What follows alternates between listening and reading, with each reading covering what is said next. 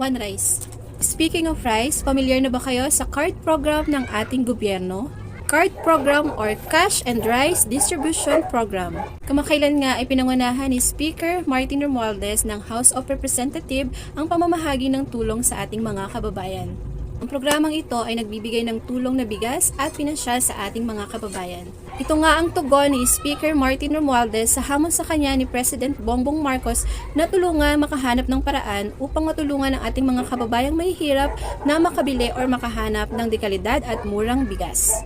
Ang programang ito nga ay isinagawa sa pagtutulungan ng Kamara at ng DSWD sa pangunguna ni Secretary Rex Gatchalian na siyang naatasan upang tukuyin ang mga benepisyaryo. Ang CARD program ay inilunsad sa 33 legislative districts sa Metro Manila na kung saan bawat distrito ay mayroong 10,000 na benepisyaryo.